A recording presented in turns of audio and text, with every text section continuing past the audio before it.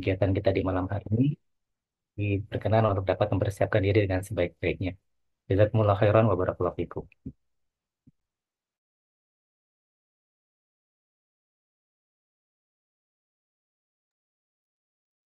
Baik, bismillahirrahmanirrahim. Assalamualaikum warahmatullahi wabarakatuh. Waalaikumsalam warahmatullahi wabarakatuh. Waalaikumsalam warahmatullahi Waalaikumsalam wabarakatuh. warahmatullahi wabarakatuh. Alhamdulillah, hamdan katsiran thayyiban mubarakan fih kama yuhibbu rabbuna wa yarda. Asyhadu an la ilaha illallah wahdahu la syarikalah wa asyhadu anna Muhammadan abduhu wa rasuluh la nabiyya ba'dah. Allahumma shalli ala Muhammad wa ali amma ba'du. Pertama-tama tentunya marilah kita panjatkan puji syukur kepada Allah Subhanahu wa taala atas begitu banyak nikmat dan juga limpahan karunia-Nya kepada kita semua. Salawat teriring salam semoga senantiasa tercurah limpahkan kepada Nabi Muhammad Sallallahu Alaihi Wasallam, pada keluarga beliau, pada para sahabatnya dan juga umatnya yang setia mengikuti sunnahnya hingga akhir zaman nanti, dan semoga di dalamnya. Amin amin ya rabbal alamin. Pertama-tama kami pun mengucapkan ahlan wa sahlan wa marhaban bikum wabil khusus kepada Ustazuna Ustadz Muhammad Abduh BA MA Hafizahullah sebagai narasumber kita di malam hari ini, dan tentunya juga jazakumullah khairan wa barakallahu fikum juga untuk rekan-rekan semua, Bapak Ibu, rekan-rekan mahasiswa dari IOU yang telah hadir dalam kegiatan kita di malam hari ini. Semoga senantiasa dalam keadaan sehat. Amin amin ya rabbal alamin. Senang sekali rasanya kembali saya Nurdin Rahmanto Alfarihi membersamai rekan-rekan sekalian di malam hari ini dalam sebuah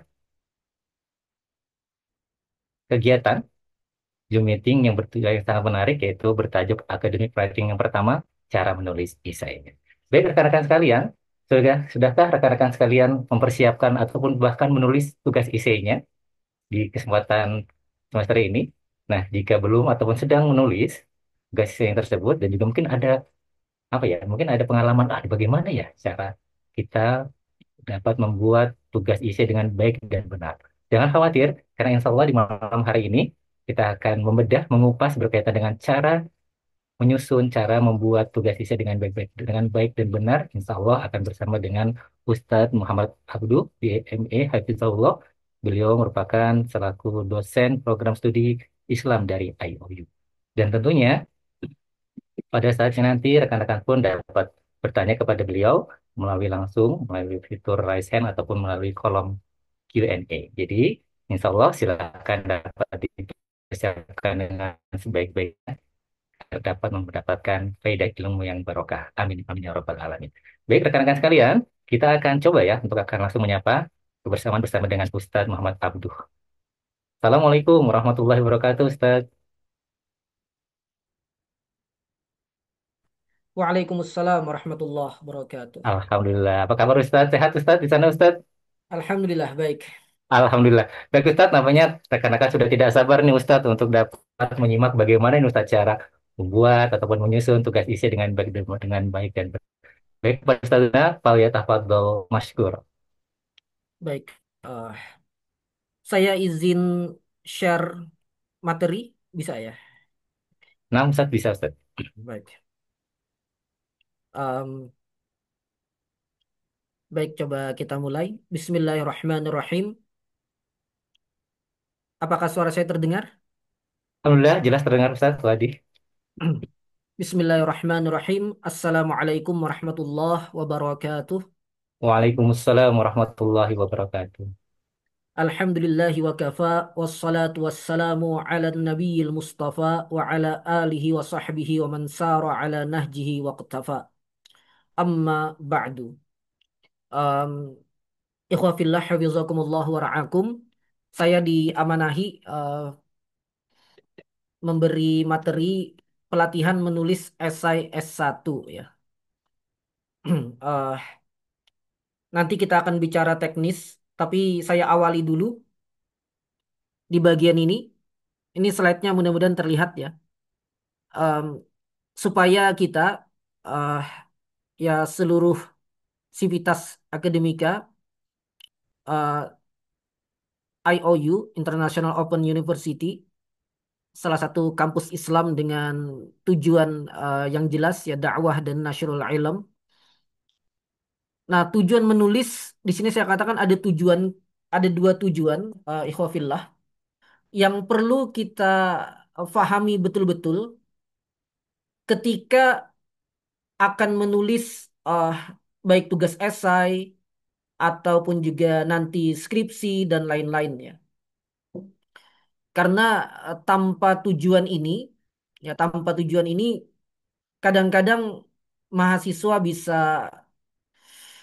agak kurang memberi perhatian ya dalam penulisan eh, esai maupun yang lainnya tersebut. Apalagi ya kalau kita bicara porsi nilai ya kadang-kadang karena porsi nilainya tidak terlalu besar, jadi ya sebagian sebagian mahasiswa ada yang kurang memberi perhatian ya.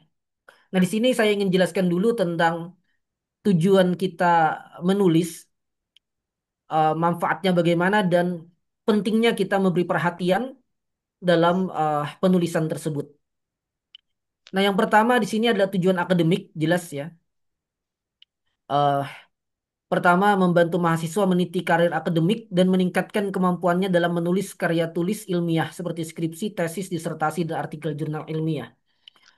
Dalam arti begini, ikhwafillah, ketika kita berusaha sungguh-sungguh dalam menulis sebuah karya tulis ilmiah, maka kita sedang melatih, sedang menabung kemampuan ya, atau sedang mencicil kemampuan kita yang nanti akan bermanfaat bagi karir ataupun tujuan akademik kita. Baik secara dalam jangka pendek ya, dalam arti supaya lulus mata kuliah tersebut dengan nilai yang baik, atau juga supaya lulus IOU ya, atau bahkan bagi yang ingin berkarir secara akademik lebih lanjut ya untuk kuliah lebih lanjut ya pasca sarjana ataupun juga ingin menulis dalam jurnal-jurnal ilmiah misalnya ingin berbagi ilmu ingin berbagi hasil penelitiannya maka semua kemampuan itu dan semua uh, karir yang akan dicapai oleh seorang mahasiswa itu perlu dicicil sejak sekarang. Salah satunya dengan cara melatih kemampuan menulis karya ilmiah sejak sekarang. Karena tentu orang yang terbiasa yang menulis artikel jurnal misalnya atau uh, menulis berbagai karya-karya tulis ilmiah yang lain itu bukan serta-merta dia bisa seperti itu. Kalau kita membaca tulisan seorang ustaz misalnya atau seorang akademisi ya, yang bagus sekali tulisannya, itu tidak serta-merta beliau ketika memulai langsung seperti itu, tapi ada proses, ada langkah demi langkah yang beliau lalui. Nah, di sini saya ingin mengingatkan kepada kita semua, ya termasuk saya sendiri, bahwa eh, ya titian itu dimulai sejak sekarang, sejak awal perkuliahan setiap mahasiswa perlu bersungguh-sungguh dalam membuat karya tulis sehingga dia nanti terlatih ya. Naik semester dia semakin terlatih sehingga ketika menulis skripsi juga tidak mengalami kesulitan dan ketika uh, perlu untuk menulis artikel-artikel ilmiah dalam jurnal juga tidak mengalami kesulitan dan ketika ia sudah terbiasa begitu maka karirnya dalam akademik akan juga atau peluang karirnya juga akan meningkat. Ini penting bagi setiap orang yang berkiprah dalam dunia akademik termasuk sebagai mahasiswa. Atau nanti ya bisa kita katakan sebagai peneliti ketika sudah masuk perkuliahan misalnya pasca sarjana ya. Ini tujuan akademik. Kemudian yang kedua yang tidak boleh kita lupakan ya ikhwafillah hafizakumullah tidak boleh dilupakan oleh setiap yang terlibat dalam kampus kita International Open University adalah tujuan dakwah. Memperluas jangkauan dakwah kepada orang-orang yang suka membaca karya ilmiah dan tulisan secara umum, serta membantu mereka memahami bahasa ilmu secara lebih mendalam dan komprehensif. Jadi, salah satu media yang bisa kita gunakan, wasilah yang bisa kita gunakan dalam dakwah adalah tulisan. Selain dengan lisan, selain dengan ceramah, selain dengan kajian eh, ya tatap muka gitu ya, kita juga bisa membagikan ilmu dengan tulisan. Dan ketika kita sudah melatih kemampuan menulis ini, baik kemampuan menulis um, ilmu dalam bentuk artikel populer misalnya, maupun juga kemampuan menulis dalam bentuk uh, artikel ilmiah dengan berbagai format yang telah ditentukannya. Ketika kita sudah punya kemampuan itu, ketika kita sudah terlatih dengan itu, maka jangkauan dakwah kita akan semakin jauh, akan semakin luas. Dan itu tentu bermanfaat, bermanfaat bagi dakwah secara umum dan juga tentu hasilnya akan kita dapatkan uh, nantinya ya di akhirat kelak gitu ya. Dengan tabungan pahala karena telah menyebarkan ilmu dan ilmu tersebut bermanfaat secara luas um, dan dimanfaatkan oleh banyak orang sehingga dengannya pahala amal jariah itu sampai terus kepada kita. Baik, ini tujuan menulis ikhwafillah hafizakumullah yang kita ya, setiap kita ketika akan menulis kita perlu menyadari betul-betul tujuan ini sehingga kita tidak terjebak dengan hal-hal yang lain ya. Terjebak misalnya porsi nilainya tidak terlalu tinggi juga sehingga ya tidak usah terlalu diseriusi gitu ya. Yang penting ngumpul misalnya. Dibuat seperti apapun ya yang penting kumpul lah gitu. Dosennya juga mungkin akan memaafkan misalnya. Bisa jadi memang dimaafkan ya. Hanya saja kita tidak melatih kemampuan yang harusnya kita bisa latih, yang ketika kita tidak serius melatihnya, maka tujuan-tujuan yang saya sebutkan tadi, baik akademik maupun dakwah, akan lebih sulit untuk tercapai. Dan ini adalah sebuah kerugian ya. Ketika seseorang memiliki peluang untuk uh, mendapatkan potensi kebaikan yang lebih besar, tapi kemudian dia tinggalkan, maka ini adalah sebuah kerugian. Baik, kita lanjutkan. Slide saya tidak banyak tapi nanti ada link ya. Ada link yang akan yang kita klik untuk menjelaskan lebih jauh. Baik.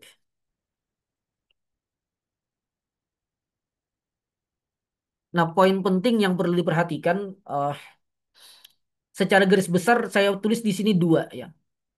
Karena pengalaman saya ketika memeriksa sejak beberapa tahun yang lalu ya berbagai tugas esai mahasiswa, ya dua hal inilah yang kadang-kadang tidak atau kurang diperhatikan oleh beberapa mahasiswa. Sebagian mahasiswa sudah memperhatikannya dengan sangat baik dan layak mendapatkan nilai yang baik dan ya insya Allah itu jadi modal yang baik juga bagi mereka. Tapi sebagian mahasiswa kurang memberi perhatian. Yang pertama kesesuaian esai dengan topik yang diminta. Nanti akan saya contohkan ya dengan eh, contoh panduan esai yang saya berikan kepada mahasiswa yang mengambil mata kuliah ya yang saya ampu. Nanti kita lihat di sana. Nah, jadi kesesuaian esai dengan topik yang diminta. Esai yang ditulis mahasiswa harus sesuai dengan topik, perincian topik dan tujuan yang ingin dicapai dari penulisan esai tersebut. Jadi ketika menerima ada panduan tugas esai ya, biasanya ada di portal, di dikirim oleh masing-masing dosen. Nah, di situ dibaca dulu itu topiknya apa, perinciannya apa, dan tujuan yang ingin dicapai itu apa. Nah, difahami betul-betul dan esai yang ditulis harus sesuai dengan itu. Saya pernah temukan misalnya ya topiknya secara umum tidak berbeda ya tidak melenceng dari topik yang diminta ya. Esai yang ditulisnya tidak melenceng dari topik yang diminta tapi perincian karena saya memberikan perincian ada isi isi dari esai itu yang harusnya ada gitu ya. Nah, ternyata dia malah tidak tulis itu atau dia berpanjang lebar menulis hal-hal yang tidak saya minta untuk ditulis tapi poin-poin yang saya minta untuk ditulis malah tidak dia tulis gitu atau ditulis seadanya entah karena kekurangan referensi atau apa ya eh, mungkin banyak faktor ya akhirnya ya sangat disayangkan ya yang seperti itu. Baik, kemudian yang kedua yang perlu diperhatikan dan banyak yang tidak memperhatikan adalah mengikuti standar yang telah ditetapkan. Nah, esai yang ditulis harus sesuai standar yang diminta, mencakup struktur tulisan, format tulisan ya jenis huruf, ukuran huruf dan lain-lain, dan gaya penulisan sitasi dan daftar pustaka. Yang IOU punya ketentuan tersendiri. Bisa jadi berbeda dengan misalnya di tempat lain ya. Eh, Hanya saja ya kita perlu perhatikan itu. Jadi sebagai contoh sederhana saja, misalnya font yang diminta ya, atau huruf yang diminta adalah Times New Roman.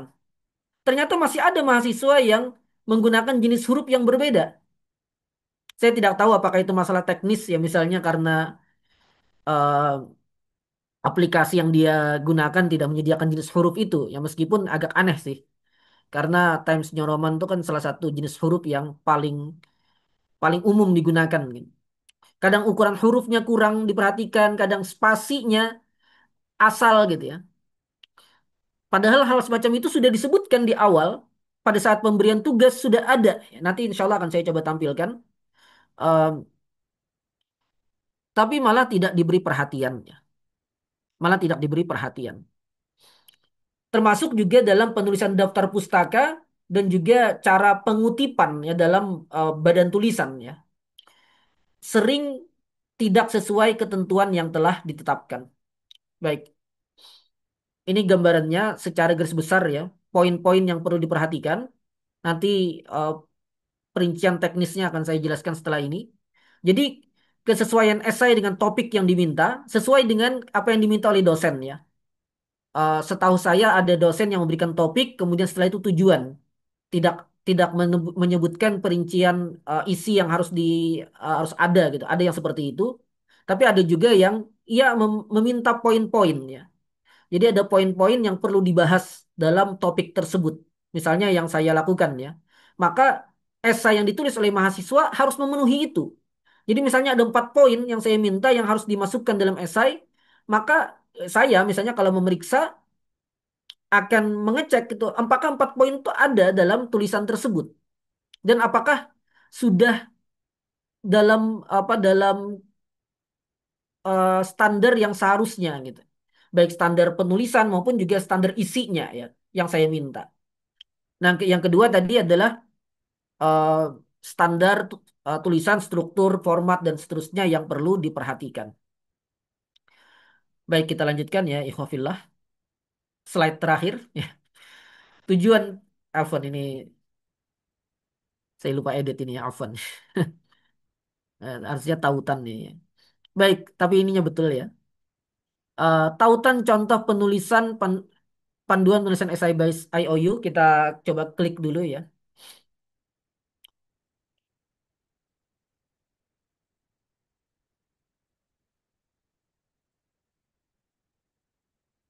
Baik, saya coba share.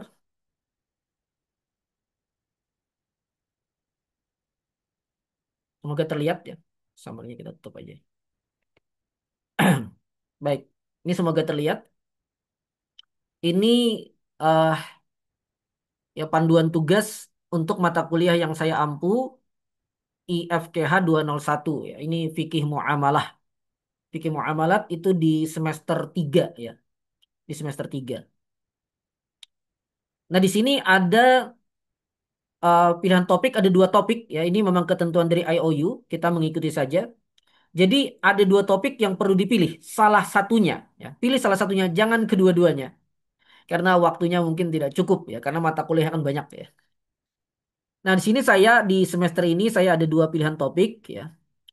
Topik ini tidak harus jadi judul ya, judulnya bisa diganti. Cuma ya kalaupun pakai judul ini juga tidak masalah. Topik satu saya buat ini fikih muamalah. Kritik terhadap fatwa dari Ifta Misriyah yang menyatakan bunga dalam tabungan bank konvensional bukan riba. Ini topiknya. Nah, berisi. Nah, ini yang saya katakan tadi. Jadi 4 poin ini harus ada dalam, afwan, 3 poin ini harus ada dalam esai yang ditulis oleh mahasiswa. Ya, baik. Kemudian tujuan. Nah, tujuannya juga harus terlihat ya bahwa misalnya mahasiswa mampu memahami konsep riba secara umum dan riba qard secara khusus dengan baik. Artinya, dalam esai itu terlihat bahwa mahasiswa memang mampu memahami itu. Ya. Kemudian mahasiswa mampu melakukan studi pustaka ya terhadap konsep riba qard ya dan seterusnya, dan itu terlihat dari referensi yang dia gunakan. Nah, dan seterusnya. Nah, topik esai 2 ini perbedaan asuransi konvensional dan asuransi syariah. Bisa dipilih ya. Pilih salah satu yang ketika mahasiswa membaca dua topik itu dia sudah mungkin punya, ini tergantung ya, bagi yang sudah punya wawasan mungkin dia bisa memilih kira-kira topik mana yang uh, dia akan bisa optimal dalam menuliskannya.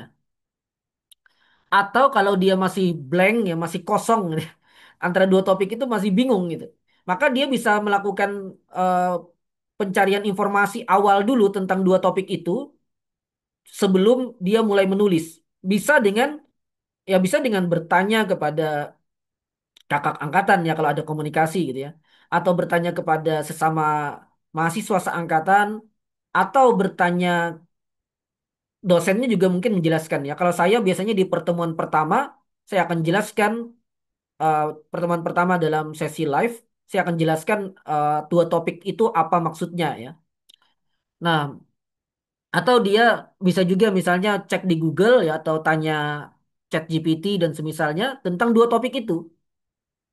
Em, Misalnya asuransi konvensional dan asuransi syariah. Nah, dia masih bingung, maka bisa aja dia cari informasi di Google dulu ya. Ini pencarian awal untuk sekadar menentukan topik mana yang akan dia pilih. Kalau dia belum paham gitu ya. Dia cek dulu di Google misalnya informasi apa itu asuransi konvensional dan syariah. Kemudian dia eh apa dia lihat ya dia baca kalau menarik baginya dan kemungkinan bisa dia tulis, maka bisa dipilih. Tanya ChatGPT juga begitu. Nah, kemudian di sini ada ekspektasi. Ketentuan ini dari IOU ya, bukan kita yang mengutak-atik. Ya. Kemudian ini juga ada batas maksimal jumlah kata. Jadi diperhatikan ya. Jangan kelebihan, jangan kekurangan. Ya. Diupayakan sesuai dengan ini. Ekspektasi di sini formatnya spasi 2, jenis hurufnya Times New Roman, ukuran 12. Ini bagi yang pakai misalnya Microsoft Word atau yang semisalnya harusnya sudah ada ya. Kemudian menggunakan apa style ya. Ini salah satu eh, cara penulisan referensi ya yang diakui dalam penulisan karya ilmiah ya. Nah, IOU menggunakan itu. Nanti insya Allah kita akan coba jelaskan lebih lanjut ya. Kemudian esai terdiri dari tiga bagian yaitu pendahuluan, pembahasan dan kesimpulan ya. Nah, ini juga diperhatikan ini semua ya ikhwafillah. Diperhatikan jadi jangan menulis seasalnya. Ya bedanya antara ya artikel populer misalnya atau mungkin tulisan di media sosial dengan esai ilmiah. Nah, bedanya atau karya tulis ilmiah adalah karya tulis ilmiah ini ada ketentuan-ketentuan yang perlu diperhatikan ya. Jika tidak sesuai, maka ya ya kalau apa submit jurnal misalnya biasanya akan ditolak biasanya ya. Kalau tidak sesuai dengan ketentuan yang telah ditetapkan. Kalau di IOU ya kalau dikumpul ya tetap diterima, cuma nilainya tentu akan di bawah standar ya kalau tidak sesuai. Baik, setiap paragraf pembahasan harus berisi satu kalimat topik, beberapa kalimat pendukung dan pernyataan kesimpulan. Ya, ini sederhana saja ya bagi yang belajar bahasa Indonesia dengan baik, insya Allah sudah tahu ya. Kesimpulan berisi penguatan pernyataan tesis, kesimpulan umum, komentar akhir dan pelajaran yang dapat diambil. Ini gambaran besarnya aja. Kemudian penilaian ya. Penilaian ini panduan ya, karena kadang-kadang dosen mungkin juga punya kecenderungan masing-masing. Tapi intinya poin-poin di sini harap diperhatikan semua ya. Ada formatnya, pembukaan, isi, kesimpulan, relevansi dengan pertanyaan ya. Pertanyaan itu atau kalau yang saya buat tadi perincian topiknya. Ya. Perincian topiknya atau topiknya ya, penggunaan bahasa, daftar pustaka dan seterusnya. Kemudian ini juga ya eh, tuliskan jauh informasi berikut di halaman pertama ya di awal-awal ya. Nama, ID, dan seterusnya diperhatikan. Kemudian contoh penulisan mata kuliah filenya ya. Nah, ini contohnya. Ini kode mata kuliahnya ya, kode mata kuliah lama ini. Baik, sudah ya. Di sini ada juga tentang plagiarisme dan IOU juga ada eh, Turnitnya ada pengecekan Hmm. ya, kadar plagiarismenya apakah masih bisa ditoleransi atau melebihi batas toleransi ya. Kalau masih melebihi batas toleransi, jangan dikirim dulu ya, direvisi dulu, baru dikirim lagi. Setelah setelah dicek sudah aman ya. Baik, ya ini yang pertama saya coba tampilkan. Kemudian lanjut ke link berikutnya. Insya Allah nanti kalau ada yang mau didiskusikan, kita bisa diskusi di akhir. Eh, saya coba ini dulu ya.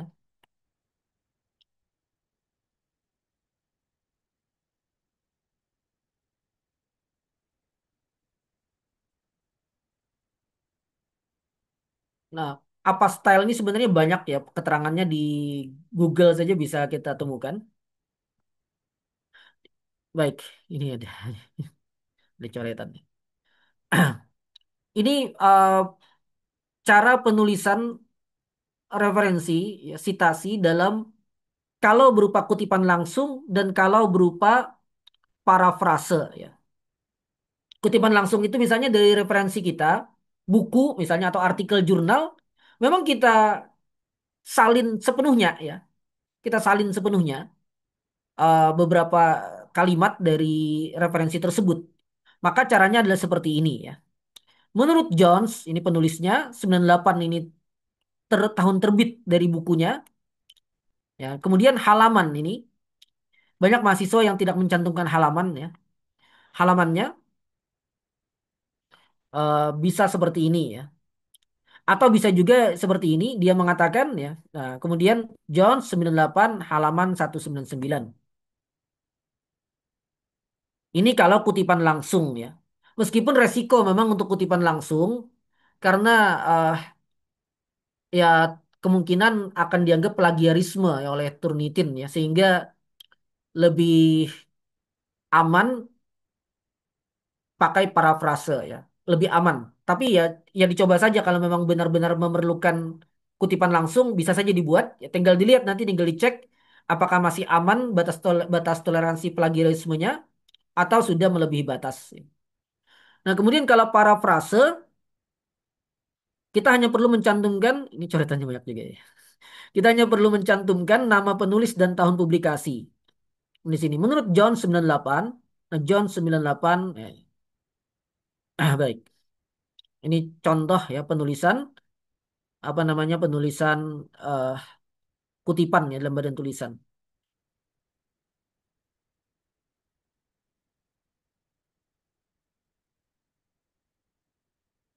Ini sini sumber yang digunakan, ini bisa buku, jurnal, artikel berita, sumber elektronik, artikel berita online, website, ya, bisa ya digunakan.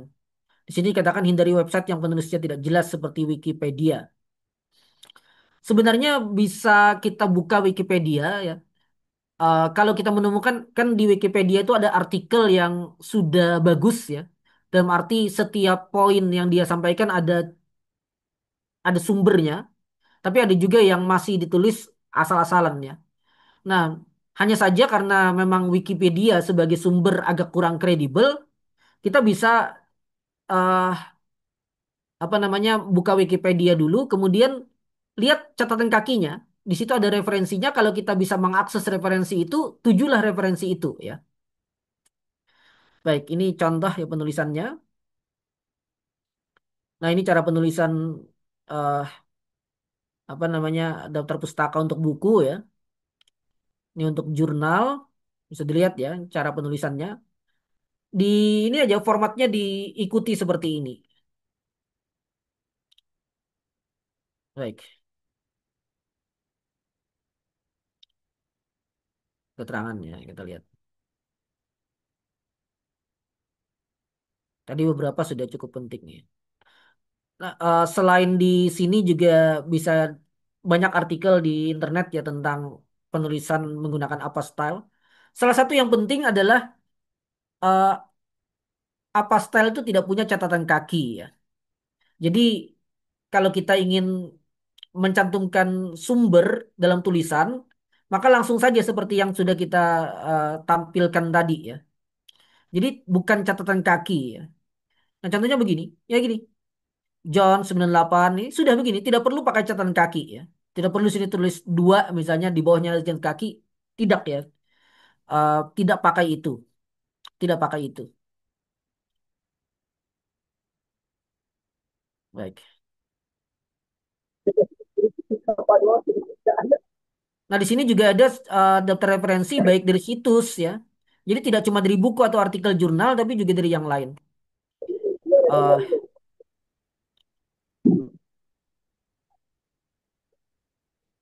Baik, ini agak panjang ya. Kita nanti mungkin kalau diperlukan.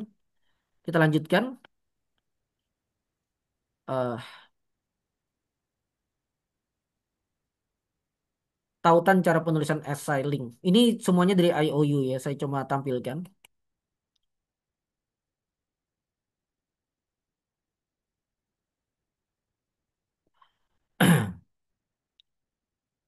Baik.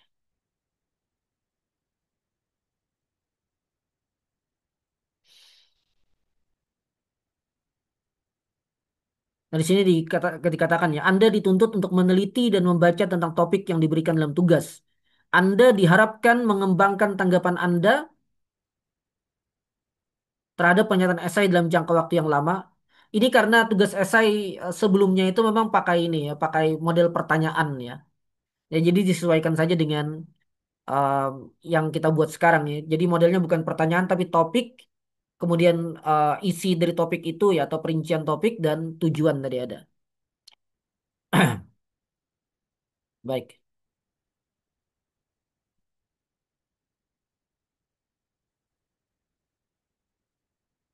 Nah, ini langkah-langkah menulis esai akademik. Pertama, menganalisa soal tugas topik esai, mencurahkan, ya, melakukan penelitian, minimal daftar pustaka. Karena saya kadang membaca esai mahasiswa ya, ikhwafillah, ada loh yang cukup kentara, dia tidak memahami topik yang dia tulis ya. Dan ini sangat disayangkan. Karena terlihat uh, ada pertama antar kalimat ya, atau antar paragraf dari tulisannya itu sering tidak nyambung ya. Sering tidak nyambung, kadang-kadang eh ya topik itu misalnya harusnya membahas A gitu ya, harusnya membahas hal A, tapi dia membahas hal yang lain. Yang itu bukan bagian dari topik itu. Tapi bisa jadi karena dia kurang paham, akhirnya dia pikir itu bagian dari topik tersebut, padahal bukan. Dan banyak lagi kerancuan-kerancuan. Nah itu karena apa? Karena dia memulai menulis sebelum memahami materinya. Ya. Padahal harusnya difahami dulu materinya dengan baik, baru kemudian dia membuat eh, apa draft dari esainya tersebut ya. Baik, ini sudah kita jelaskan aja sebagiannya. Baik, cukup ya tampaknya.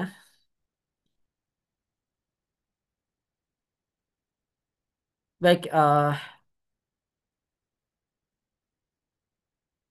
saya rasa sebagai pengantar, sebagai pemantik diskusi, saya rasa sudah cukup, ikhwafillah.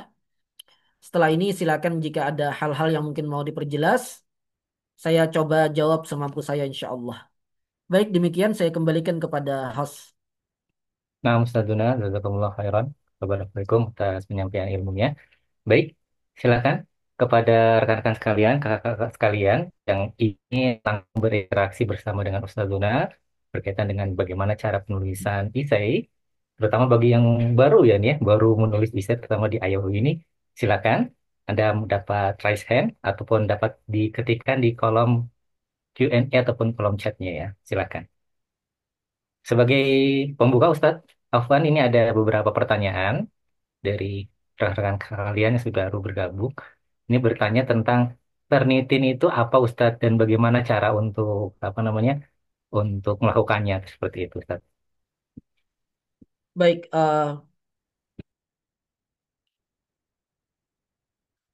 Turnitin itu aplikasi ya, aplikasi yang mengecek atau mendeteksi tingkat plagiarisme. Plagiarisme adalah kesamaan ya, satu naskah dengan naskah sebelumnya yang pernah ada, yang menunjukkan bahwa dia tidak menulis itu sendiri, tapi dia menyalin. tulisan orang ya. Dan itu ya bagian dari plagiarisme ya, dan plagiarisme itu kan terlarang, baik terlarang secara dalam dunia akademik ya, maupun juga terlarang sebenarnya secara syariat ya, karena itu namanya mengklaim eh, apa karya tulis orang lain kepada dirinya ya. Dia menetapkan, menisbatkan sesuatu yang bukan bukan milik dia gitu. Jadi Turnitin itu aplikasi, dan ini sudah otomatis ada ya. Jadi nanti kalau kalian ini kan memang karena mahasiswa baru ya. Nanti kalau submit tugas esai itu ketika ketika melampirkan ya tugas esai tersebut ditunggu dulu. Nanti ada eh, ditunggu mungkin sekitar ya mungkin 1 menit ya. Nanti akan ada langsung itu eh, kadar plagiarismenya berdasarkan Turnitin. Jadi ada sudah gitu. Sudah ada otomatis di IOU. Jadi tidak perlu mencari ke tempat lain lagi ya. Tidak perlu cari tempat lain lagi. Nanti dilihat itu kalau sebelumnya rasanya batas toleransinya itu di bawah 30% rasanya ya. Kecuali kalau ada peraturan baru di semester ini. Tapi kalau tidak ada itu di bawah 30%. Artinya kalau kadar turnitinnya masih di bawah 30%, seharusnya aman. Dalam arti penilaian tetap dari dosen ya. Cuma dosen mengacu pada itu tadi ya. Pada kadar turnitin itu. Jadi kalau masih di bawah 30%, harusnya dosen tidak akan mengurangi sedikit pun nilai dari tugas esai tersebut. Jadi kalau memang hak dia dapat nilai 90 misalnya dari tulisannya itu ya dia tetap 90. Tapi kalau sudah di atas batas toleransi akan ada pengurangan nilai, akan ada pengurangan nilai. Dan pada batas tertentu itu bisa nilainya nol. Kalau kadar plagiarismenya misalnya tinggi. Pernah ada loh yang kadar plagiarismenya sampai 80%. Ya. Eh, dan yang seperti ini ya susah diselamatkan ya, susah diselamatkan. Jadi harap diperhatikan itu. Dan memang Turnitin ini kadang-kadang cukup peka ya. Kita sebenarnya bisa mengecek ya yang mana sih yang dia anggap sebagai plagiat. Kadang-kadang tidak betul-betul plagiat juga ya, sebagaimana makna yang seharusnya dari plagiat ya. Kadang-kadang hanya karena memang kalimat-kalimat yang kita gunakan atau yang digunakan oleh mahasiswa itu kalimat-kalimat umum yang memang banyak di naskah-naskah sebelumnya, ya banyak di tulisan-tulisan sebelumnya, mirip saja gitu. Cuma ya dianggapnya sebagai plagiarisme sehingga jadi apa ya di membuat kadar plagiarisme menjadi tinggi. Atau juga misalnya sempat juga ketika awal-awal kita menetapkan adanya Turnitin itu, yang jadi masalah misalnya adalah terjemahan Al-Quran atau terjemahan hadis. Ya, yang itu oleh Turnitin memang dianggap plagiat ya. Eh, Sehingga ya macam-macam dulu teknik untuk menyiasatinya ya. Nah, ya jadi ya itulah gitu ya. Itu mungkin yang bisa saya jawab tentang pertanyaan itu. Nah, Ustadz, barakallahu Nah, Baik, masih terkait yang tadi Ustadz sampaikan, Ustadz. Ini juga tadi ada pertanyaan yang dimaksud oleh Kak Raihanum ini, Ustadz, tentang ya, tadi, tentang pencantuman ayat Al-Quran dan juga ya. artinya. Ini bagaimana Ustadz ya agar tadi sempat disampaikan Ustadz, trik and triknya agar tidak terkena Turnitin itu seperti apa, Ustadz? Iya, di awal itu sempat ini disiasati dengan dijadikan picture. Jadi ayat Al-Quran dan terjemahnya itu tidak ditulis, tapi dilampirkan sebagai gambar. Ya, memang jadi terlihat kurang rapi ya. Cuma ya itu diantara cara menyiasati Turnitin. Hanya saja saran saya, meskipun itu mungkin akan dianggap plagiat ya, eh, cuma bisa disiasati dengan misalnya untuk terjemahan itu bisa diparafrase ya. Kalau kita, karena terjemahan kan sebenarnya tidak baku ya. Mungkin kita mengikuti terjemahannya Kemenak misalnya atau terjemahannya dari situs tertentu. Sebenarnya bisa diubah gitu. Bisa diubah asal maknanya tidak berubah ya. Nah, itu bisa diubah dengan kata-katanya kita ganti misalnya dengan kata-kata lain ya. Eh Sehingga esainya tetap bagus, tetap terlihat rapi, dan eh, kadar plagiarismenya tidak terlalu tinggi ya. Jadi bisa dibuat begitu. Terjemahnya di parafrase. Kalau ayat Al-Qur'annya kan tidak bisa ya. Cuma ayat Al-Quran ayatnya sepe, sepengalaman saya tidak terlalu bermasalah sih ya. Yang biasanya jadi masalah itu terjemahannya yang dianggap plagiat tadi itu. Jadi caranya adalah di terjemahannya di parafrase atau kalau bisa bahasa Arab lebih bagus lagi ya dia susun sendiri terjemahannya. Dia tulis sendiri terjemahannya. Jadi tidak harus menyalin dari terjemahan dari sumber-sumber yang lain ya, tapi dia terjemahkan sendiri. Biasanya lebih aman ya yang seperti itu. Itu mungkin. Nah, Ustadz, barakallahu fikum, jazakallahu khairan. Baik, kita akan buka Ustadz. Saat ini ada yang bertanya langsung kepada Kak Faradia. Tafadholi, Kak, silakan.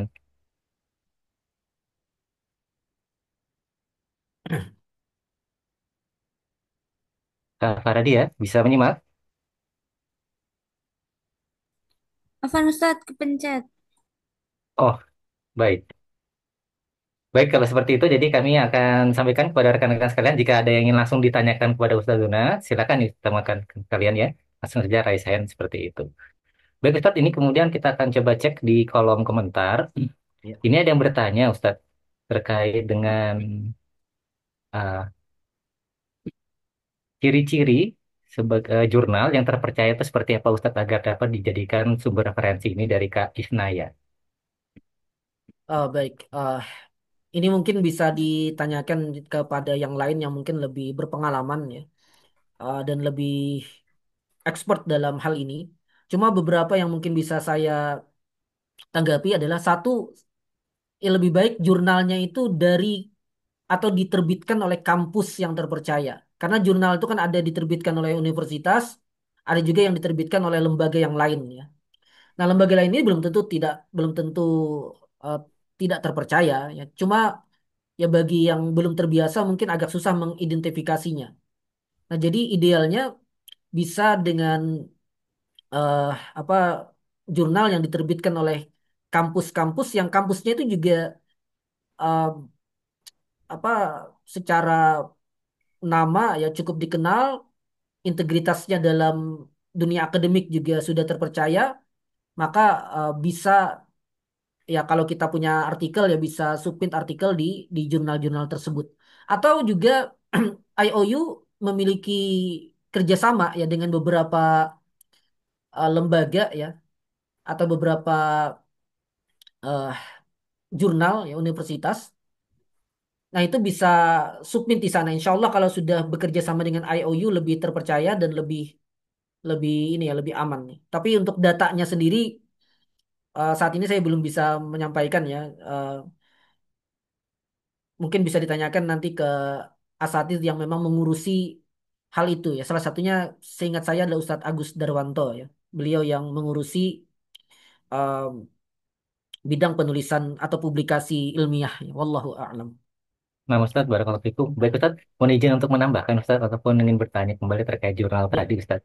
Itu ya. ada tidak, Ustadz, batasan waktu publishing dari jurnal tersebut, Ustadz, yang bisa relevan kita gunakan? Apakah 10 tahun ke belakang atau seperti apa, Ustadz, maksimalnya? Nah, kalau itu tergantung sih ya. Tergantung ini, tergantung tema dan segala macam ya. Ah,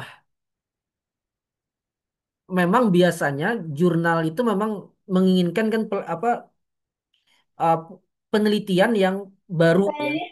Cuma dalam studi Islam, dalam beberapa hal sebenarnya tidak bisa ditentukan sesederhana itu sih sebenarnya. Sebagai contoh di bidang saya ya, eh, ya mau tidak mau saya kalau menulis artikel eh, itu memerlukan sumber-sumber turas gitu ya, sumber-sumber turas yang itu bahkan bukan cuma 10 tahun 20 tahun yang lalu, tapi itu ratusan tahun yang lalu. Nah, jadi memang tergantung bidang keilmuannya, tergantung eh, apa model artikelnya itu apakah studi pustaka atau hasil penelitian tentang eh, tentang penemuan ilmiah tertentu yang memang relevan gitu. Nah, tapi memang dalam beberapa penelitian apalagi dalam misalnya dalam dunia sains ya dan mungkin juga penelitian misalnya dalam eh, apa di IOU mungkin yang relevan psikologi misalnya ya.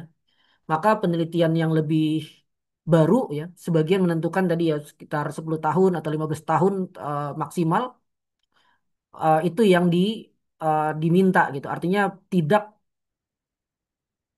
tidak menggunakan referensi yang lebih lama yang mungkin sudah tidak relevan lagi gitu ya.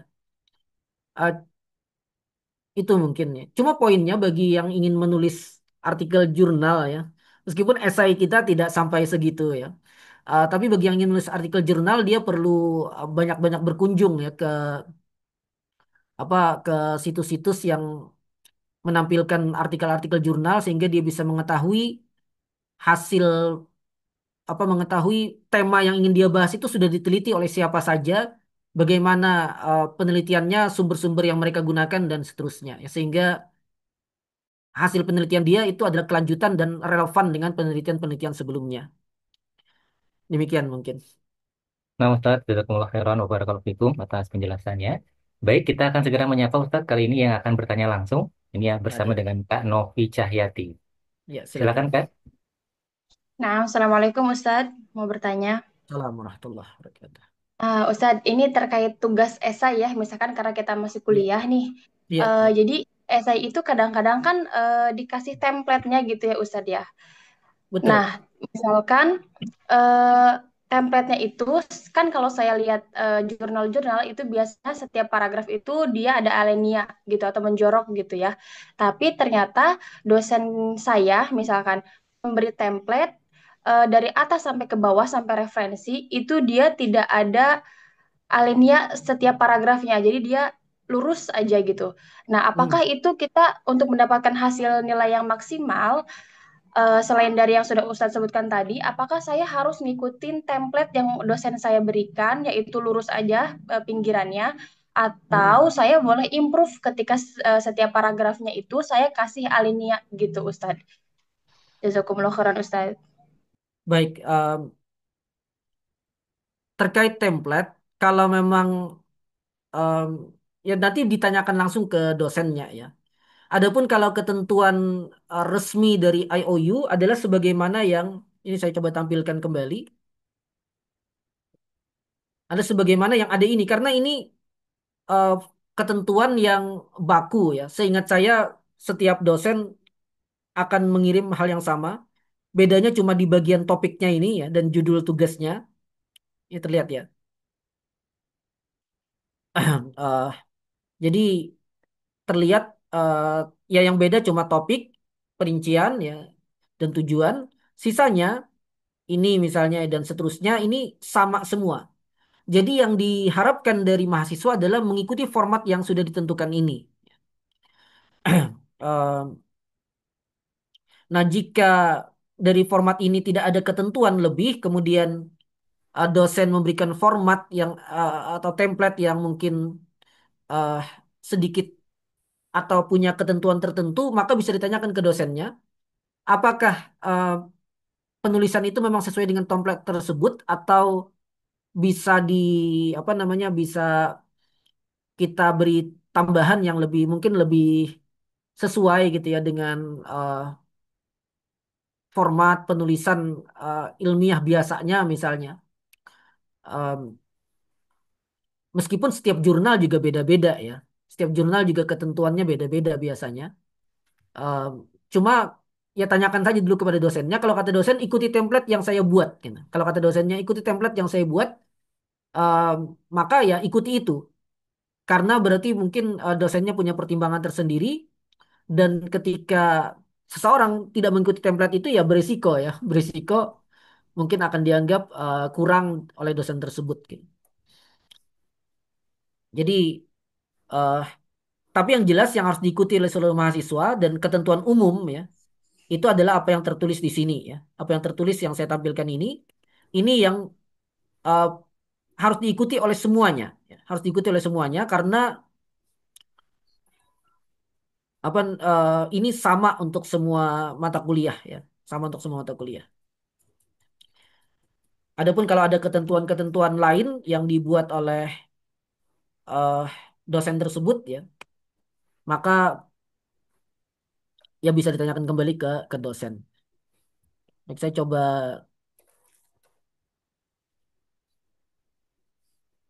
Tapi ya begitulah. Itulah mungkin sedikit apa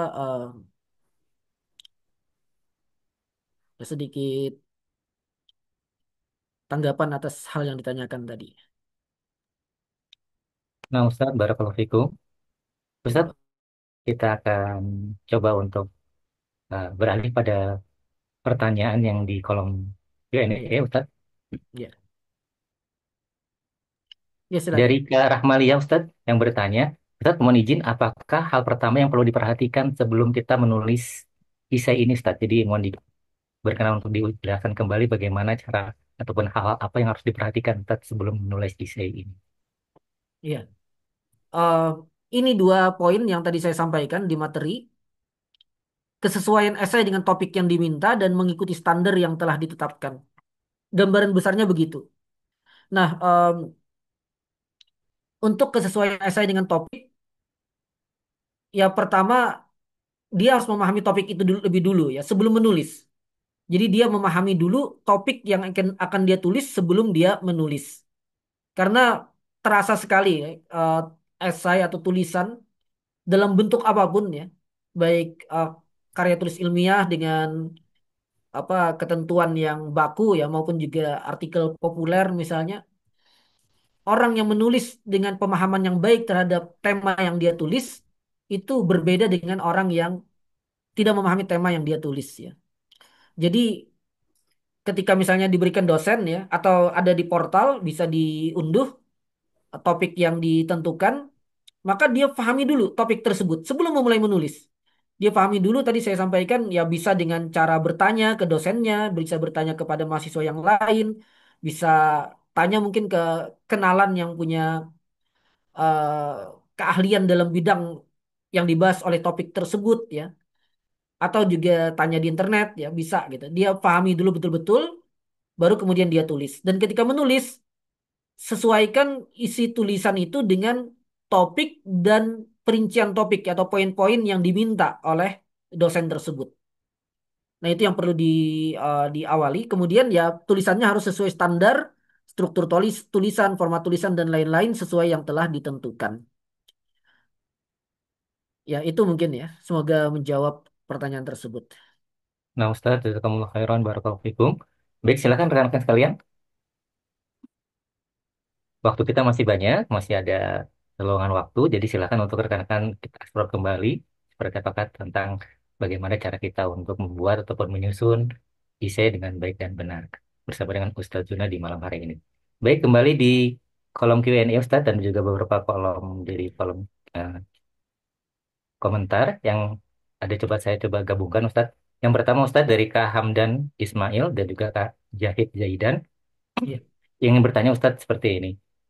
Adakah ataupun contoh Ustadz jurnal yang baik dan benar? Itu yang pertama Ustadz. Kemudian yang kedua, adakah alamat situs yang berisi tutorial dalam pembuatan esai itu tersendiri Ustadz yang akan dikerjakan oleh mahasiswa OU? Dan juga bagaimanakah Ustadz tentang penggunaan mendelay dan juga sebagainya Ustadz? Ini bagaimana Ustadz? Pertanyaan pertama tadi apa? Yang Afwan. pertama tentang contoh jurnal yang baik dan benar Ustadz. Ada tidak contohnya Ustadz? Contoh jurnal yang baik dan benar banyak ya. Tadi saya sebutkan jurnal-jurnal yang umumnya diterbitkan oleh kampus-kampus yang apa yang cukup ternama ya, cukup terpercaya itu umumnya aman ya dan terpercaya. Misalnya kalau di Indonesia ya misalnya jurnal-jurnal yang diterbitkan oleh kalau yang studi Islam ya misalnya kalau yang umum ya bisa jurnal yang diterbitkan oleh UI, oleh UGM misalnya ya. Kemudian kalau kampus studi Islam misalnya ya dari apa dari UIN misalnya ya. Eh, Kemudian dari apa STDI misalnya UII dan seterusnya ya banyak ya. Termasuk juga jurnal dari IOU juga ada ya. Jadi insya Allah itu cukup terpercaya. Hmm. Di sini ada juga yang menulis rekomendasi untuk mencari jurnal. Di sini ada ini situsnya yang sudah disampaikan di sini. Ini membantu ya ada Sinta, Garuda dan segala macam di sini disebutkan. Baik, pertanyaan berikutnya apa tadi? Yang kedua Ustadz tentang alamat situs terkait tentang tutorial pembuatan jurnal ini Ustadz ataupun link yang sudah sempat boleh disampaikan. Ini harusnya ada di portal, ya, harusnya ada di portal semuanya. Saya cuma tampilkan ulang saja. Ini eh, di bagian tugas harusnya ada ya, harusnya ada ini. Ini di portal IOU bisa dibuka bagian tugas ada ini, tinggal diklik ya. Kadang-kadang memang karena isi portal itu kan banyak sekali, kita kadang-kadang lewati begitu saja ya. Tapi ini sudah ada. Ini juga ya ada di sana ya. Kalau ini di bagian ini ya, yang tentang apa ini di bagian sini. Eh, apa di portal ya. Kalau yang ini ya, eh ini saya tampilkan tidak ini? Oh tidak terlihat ya, Afwan. Saya coba tunjukkan ulang ya. Baik. Kalau tugas ini dari dosen ya, otomatis mahasiswa seharusnya semuanya sudah dapat. Ya. Kemudian kalau ini ya, yang saya tampilkan ini yang ada di portal di bagian tugas itu ada bisa diklik ya. Kemudian ini how to write ini juga ada ya. Ini juga ada di tugas ini ya di sini. Ini saya nih linknya ini. Ya. Nah, bisa diklik ini. Nah, jadi semuanya ada sudah tersedia, bisa dicari langsung di portal dan di sini. Ya. Kemudian yang ketiga tadi apa? Yang ketiga terkait penggunaan mendelay Ustadz ini bagaimana Oh. Ustadz? Apakah membantu atau seperti apa Ustadz? Terutama untuk tugas akhir nanti. Untuk tugas akhir, eh ya jelas membantu. Cuma apakah wajib gitu untuk tugas esai misalnya apakah wajib ya tidak ya tidak wajib. Yang penting sesuai ketentuan tadi maka sudah cukup ya. Maka sudah cukup. Adapun bagi yang ingin menggunakannya dan sudah terbiasa menggunakannya silahkan ya. Terutama mungkin untuk skripsi atau juga tugas-tugas berikutnya ya. Eh, Setahu saya untuk tugas S2 itu tidak wajib juga sih, masih belum wajib juga, cuma memang dianjurkan sekali menggunakan aplikasi tersebut ya. Cuma untuk S1 biasanya sih tidak sampai, untuk esai tugas S1 tidak sampai segitu ya. Jadi selama format yang diminta tadi ya sudah diikuti, dengan sekadar menulisnya di Word ya tidak perlu tambahan aplikasi, itu sudah cukup sebenarnya. Cuma Nah kalau mau Ustadz, menggunakannya boleh deh. Ya, boleh saja. Silakan. Baik. nah Ustadz, jazakumullah khairan wa barakallahu fikum. Baik, silakan rekan-rekan sekalian jika ada yang kembali ditanyakan langsung kepada Ustazuna, kami persilakan. Selanjutnya masih dari kolom komentar Ustadz, ini dari dari Kak Tamah terkait penulisan esai Ustadz. Ada sebagian yang menggunakan kata yang menunjukkan diri sendiri sebagai penulis itu Ustadz, seperti kita, kami, penulis. Ini bagaimana Ustadz? Apakah boleh? Karena ada sebagian yang tidak memperbolehkan Ustadz. Boleh-boleh saja. Seharusnya boleh-boleh saja asal sesuai konteksnya ya, sesuai konteks isinya. Sebagai contoh kalau saya ini kan coba dilihat ya. Em, ini kan isinya analisis dan kritik terhadap fatwa gitu. Di sini juga tujuannya mahasiswa memberikan kritik. Saya lupa betul ya, sudah saya tampilkan ya. Nah, mahasiswa mampu memberikan kritik ilmiah. Itu memang dengan bahasa, memang harusnya dengan pribadi. Jadi eh, apa menurut penulis misalnya boleh saja ya menurut penulis begini gitu. Jadi tidak tidak ada masalah. Ya. Cuma kalau ada dosen yang memberikan ketentuan tambahan, ya silakan tanyakan apakah ketentuan itu wajib dan kalau memang wajib ya ikuti saja ya. Karena di antara tadi yang mungkin tidak sempat saya sampaikan ya, di antara ketentuan-ketentuan baku yang sudah kita sampaikan, eh, ketentuan tambahannya adalah ikuti apa yang telah ditentukan oleh dosen. Karena dosen yang berwenang ya atau berwenang penuh memberikan nilai ya. Jadi kalau kata dosen begini ikuti saja ya, jangan dilawan ya. Ini juga sama ya dengan kalau kita menulis artikel jurnal gitu ya. Kalau kita lawan apa eh, penyedia jurnalnya atau editornya ya kita tidak akan diluluskannya ya. Misalnya apa ya saya pernah gitu menulis, saya menganggap sudah tepat saja isi tulisan saya gitu, tapi diminta diubah beberapa bagian gitu. Ya sudah gitu kita ikuti saja karena kalau kita berkeras berisiko ya. Berisiko kitanya malah artikel kitanya malah tidak diterbitkan. Demikian juga dengan tugas esai ini karena wewenangnya di dosen. Kalau kata dosennya begini, begitu, ya ikuti saja gitu. Ikuti saja ketentuan dosen tersebut. Selama ketentuan dosen itu ada tambahan ya, tambahan dari ketentuan baku yang sudah ada gitu. Tapi kalau uh, ketentuan dosen itu malah menyelisihi ketentuan baku, maka ya tidak perlu diikuti gitu. Misalnya format tulisannya malah dosennya meminta jangan ikuti format yang ini, ya itu ya ikuti format yang ini saja gitu ya. Ikuti format yang ini saja. Karena ini lebih sifatnya lebih umum dan berlaku untuk semua mata kuliah. Ya begitu mungkin. Wallahu a'lam. Nah, Ustadz, jazakumullah khairan wa barakallahu fikum. Baik, sebagai pertanyaan pemancing Ustadz terkait dengan penggunaan AI Ustadz. Ini bagaimana Ustadz ya? Di satu sisi makan membantu, tapi di satu sisi Ya. malah terkena plagiat. Ini seperti apa Ustadz ya? Ah, malah kalau penggunaan AI malah aman mungkin dari plagiat ya. Cuma tidak aman dari sisi amanah ilmiah. Bagi pengguna AI yang sudah berpengalaman ya, kayak ChatGPT gitu. Sebenarnya malah dia bisa menyiasati plagiarisme ya, sehingga bisa jadi aman gitu. Karena kan ya AI dia kecerdasan artifisial, kita bisa minta berbagai macam ke dia kan. Jadi kita bisa minta parafrase tulisan itu agar tidak terdeteksi gitu ya oleh plagiarisme gitu. Jadi malah bisa jadi akan terlihat sangat bagus gitu. Nah, cuma ini bermasalah dari sisi kalau kalau bermasalahnya bukan ini ya, mungkin secara ketentuan format tulisan dan segala macam bisa jadi malah lulus ya.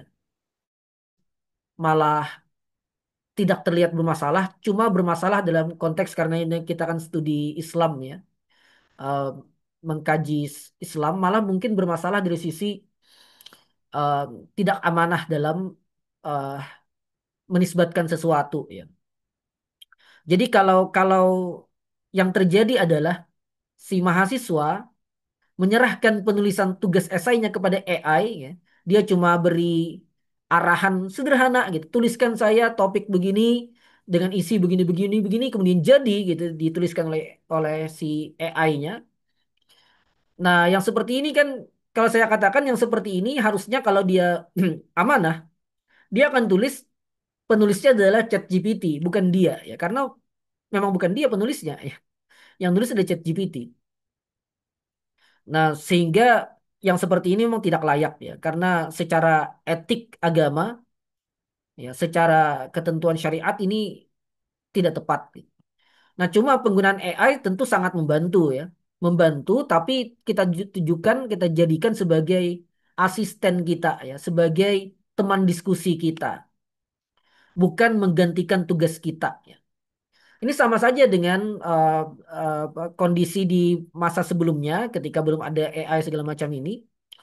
Kalau kita misalnya menyerahkan penulisan skripsi atau tugas makalah ya perkuliahan misalnya kepada joki ya dengan kita kasih uang ke dia, ini saya kasih uang kamu 1 juta, tolong tuliskan saya skripsi sampai jadi misalnya, atau saya berikan kamu uang 100 ribu, saya serahkan ke kamu untuk menulis makalah sampai jadi.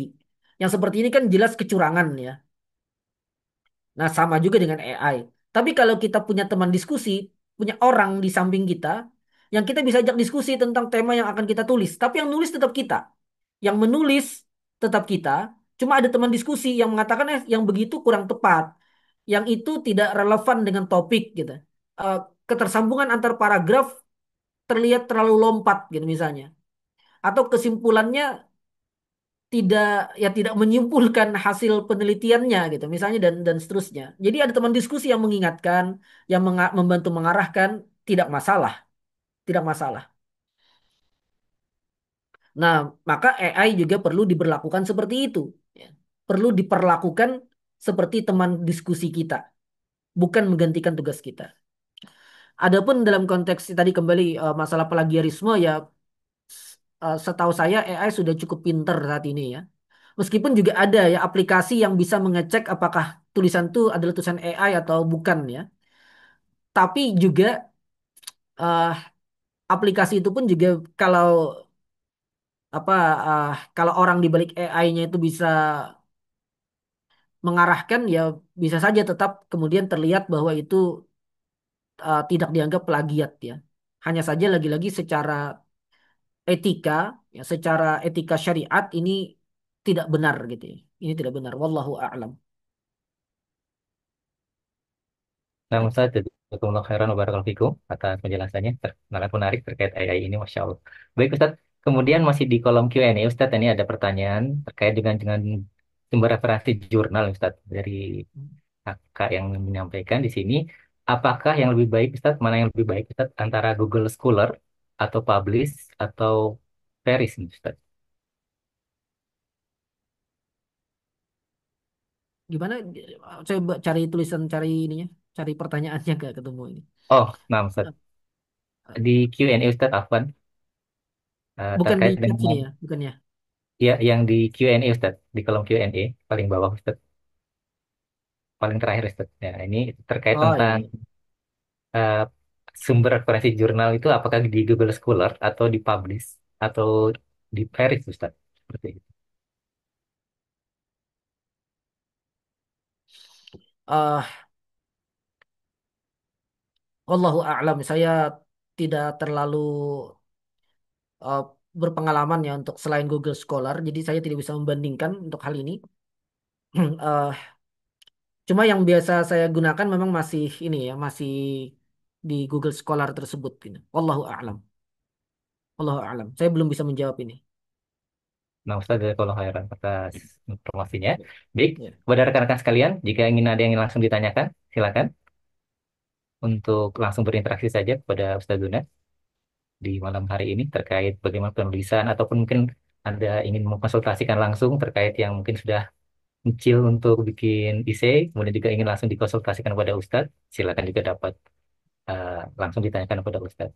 Oh ya Ustadz, mohon izin terkait yang batasan 1.200 kata Ustadz. Ini Ya. apakah memang harus seperti itu Ustadz atau boleh sedikit lebih atau bagaimana Ustadz ini? Kalau saya sih sebenarnya boleh lebih ya. Kalau saya boleh lebih, Mhm. asal memang tulisan membutuhkan itu. Cuma lagi-lagi ini kan diserahkan ke dosen ya. Kalau dosennya apa tegas gitu bahwa harus segitu, tidak boleh lebih, maka ya ya mau bagaimana lagi gitu ya. Jadi ikuti ketentuan dari dosen. Seharusnya dosen sudah menyampaikan mungkin di pertemuan pertama saat sesi live, atau kalau belum jelas juga bisa ditanyakan lagi ke dosen lewat ini ya, lewat kontak yang tersedia ya. Jadi bisa ditanyakan ke mereka. Hanya saja kalau saya biasanya tidak terlalu mempermasalahkan, meskipun tetap panduan utamanya tetap jumlah kata yang sudah ditentukan itu ya, bukan berarti sembarangan juga. Cuma kalau ada kelebihan, kalau ada kelebihan dan itu memang dibutuhkan gitu. Jadi misalnya ada beberapa pembahasan yang perlu agak sedikit panjang dan saya lihat ini masih relevan dengan topik yang saya minta, eh, poin-poin yang saya minta bahkan memberikan kekayaan tulisan yang bahkan bisa jadi tidak ditemukan di artikel atau esai mahasiswa yang lain. Biasanya ya saya tidak akan permasalahkan gitu. Tapi kalau ternyata kelebihan itu memang karena bertele-tele tulisannya ya mencantumkan hal-hal yang sebenarnya tidak perlu dibahas, ya tentu itu akan menjadi apa pengurang ya dari nilai yang seharusnya. Allahu a'lam. Nah Ustadz, jazakumullah khairan wa barakallahu fikum. Alhamdulillah Ustadz, tidak terasa kita sudah berada di ujung kebersamaan Ustadz terkait dengan uh, sesi pemaparan dan sekaligus juga interaksi di malam hari ini. Mungkin sebelum kita tutup, mungkin dari Ustadz ada yang ingin kembali disampaikan sebagai closing statement Ustadz. Kalian tafadhol Mas Kurang. Baik,